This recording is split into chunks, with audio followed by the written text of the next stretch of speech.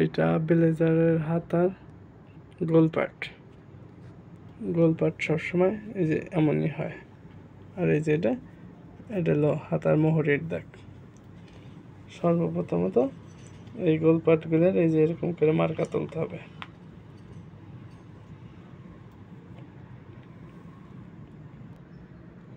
এই যে এরকম করে মার্কা তুলতে হবে। এই মার্কাটা করার পরে এই যে মার্কা করা শেষ হয়ে গেল। এইটা হলো মিডিল। এই মিডিলটা কিন্তু সবসময় খুব দরকার। যে সময় হাতার খিল্লি দেওয়া হয় এই লোমটা খুব প্রয়োজন। আর এই মার্কাটা খুবই প্রয়োজন। আর লোমগুলো এই যে বসা দিতে হবে, এটা মিডিলে রাখতে হবে।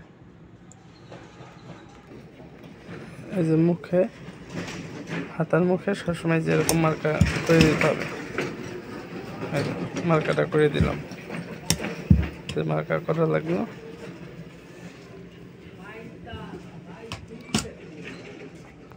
এই যে মার্কাগুলো আমি কিন্তু যে ভিতর থেকে কেটে দিছি, এই পাশেটাই যে কেটে দিছি। কেটে দেওয়ার পরে এই সাইডগুলো এই যে এরকম করে কেটে দিতে হবে। এরকম করে কেটে দিতে হবে, তার কারণ এরকম আর কাজে লাগবে না। ওই মাঝখানের এই জিনিসটা থাকবে, এই যে কেটে দিছি।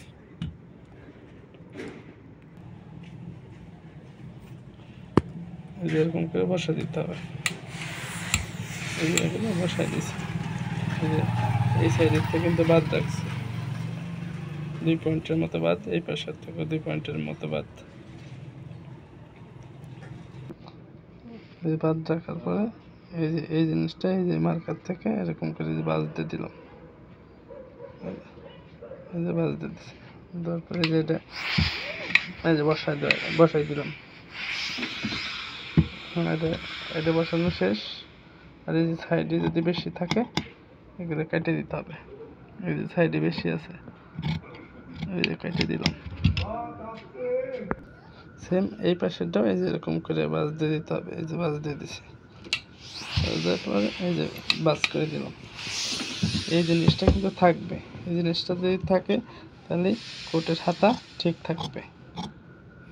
সাইড থেকে কেটে দিচ্ছে।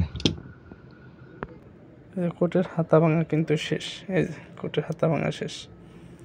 আর এই যে পাশে আমি কিন্তু একটা মার্কা করে রাখছি, এটা উপরে।